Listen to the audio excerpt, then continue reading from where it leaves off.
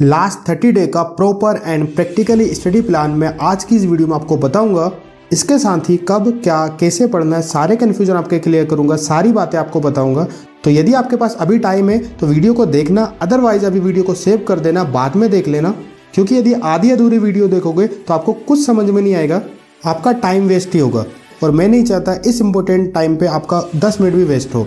तो यदि आपने अभी तक कोई भी स्ट्रॉन्ग स्टडी प्लान नहीं बनाया है, कोई टाइम टेबल नहीं बनाया है, या आप अभी भी कंफ्यूज हो कि क्या पढ़ें कैसे पढ़ें, तो ये वीडियो आपके लिए है। तो चलिए बिना टाइम वेस्ट किए स्टार्ट करते हैं हमारी वीडियो को। तो hello everyone, welcome to the channel global coaching classes. अब बच्चे हैं आपके लास्ट के 30 डेज़ आपके एग्ज़ाम के लिए। तो यदि अभी तक आपने कोई स्टडी प्लान, कोई टाइम टेबल नहीं बनाया है, सिर्फ हवा में बातें चल रही हैं कि आज इतना पढ़ लेंगे, कल उतना पढ़ लेंगे, तो फिर आप भूल जाओ कि बोर्ड एग्ज़ाम में आपके अच्छे परसेंटेज बन सकते हैं। तो जैसे आप पूरी साल भर से पढ़ते हो वैसे ही अभी भी आप पढ़ रहे हो तो नहीं बन पाएंगे यार अच्छे परसेंटेज। तो यदि आपको बोर्ड एग्जाम में अच्छे परसेंटेज बनाने तो अब आपके हाथ में एक प्रॉपर स्टडी प्लान होना चाहिए। कब क्या कैसे पढ़ना है, कितना पढ़ चुके हैं, कितना पढ़ना है, और वो भी इस तरीके से कि आपका 30 डे में कंप्लीट हो जाए, होना चाहिए। तो मैं आ गया हूँ आप लोगों के लिए ऐसे ही स्टडी प्लान लेकर, जिसमें आपका 30 डेज़ में सारा सिलेबस भी कंप्लीट हो जाएगा, क्या पढ़ना है कैसे पढ़ना है सारे कन्फ्यूजन भी क्लियर हो जाएंगे। बस आप वीडियो को बिना स्किप किए हुए देखना, सारी चीज़ें आपको अच्छे समझ में आ जाएंगी। अब मैं आपको बताता हूँ सबसे पहले आपको स्टार्ट कहाँ से करना है। सबसे पहले तो आप लोग ऐसे पेपर पर या एक बड़ी सी शीट पर बोर्ड एग्जाम 2023 और बड़े बड़े अक्षरों में आप लिखिए टारगेट 95% और जो भी आपका टारगेट हो, और सामने लिख भी लीजिए लास्ट 30 डेज़ लेफ्ट, जो आपको बार बार बताएगा कि आपके पास सिर्फ 30 डेज़ और बचे हुए हैं।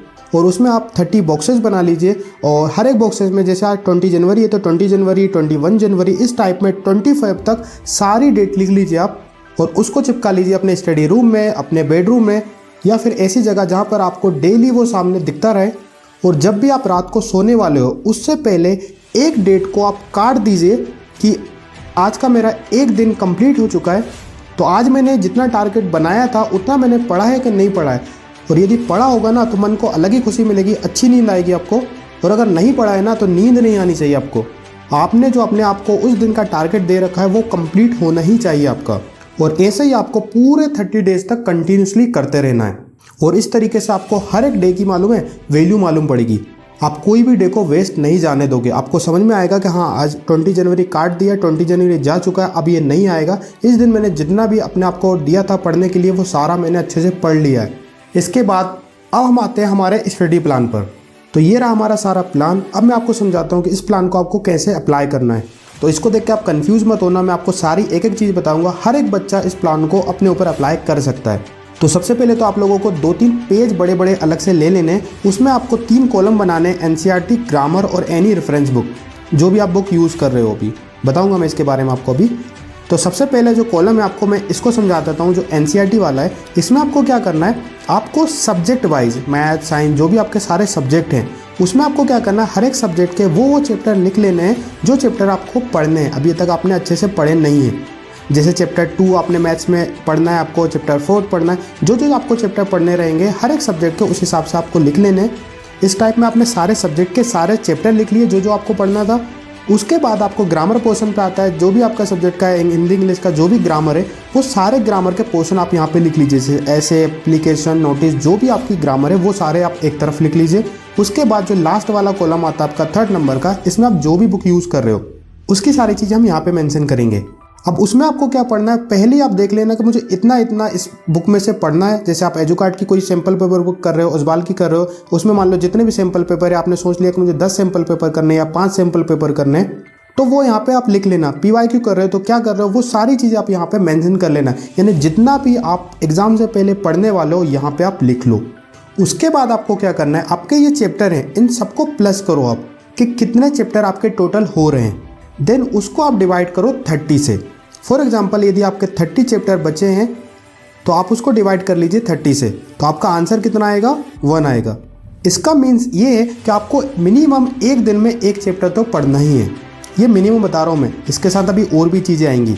ठीक है, तो जितना भी आता है, फॉर एग्जांपल 2 चैप्टर आते हैं, एक चैप्टर जो भी आपका आता है उस हिसाब से आप लोगों को निकाल लेना है। और इसी तरीके से आपको डिवाइड कर लेना आपकी ग्रामर को, उसके सारे टॉपिक को, और जो भी आप सैम्पल पेपर बुक या पीवाईक्यू कर रहे हो उसको। अब वो डिवाइड आपको कैसे करना है वो मैं आपको बताता हूँ। क्योंकि देखिए यदि आप सोचो कि भाई सैम्पल पेपर में एक दिन में इसका कर लूँगा, एक दिन में मैं ये वाला सैम्पल पेपर कर लूँगा, तो पॉसिबल नहीं है। आपको क्या करना पड़ेगा, 30 डे के अकॉर्डिंग कुछ सैम्पल पेपर को आप डिवाइड कर लीजिए। फॉर एग्जांपल भाई एक सैम्पल पेपर कर रहे हो, उसको हाफ में डिवाइड कर लीजिए या 1/3 में डिवाइड कर लीजिए। उस टाइप में आप क्या करो, 30 डे में सारी चीज़ों को आप डिवाइड कर लीजिए कि इतना मैं इसके साथ पढ़ लूँगा।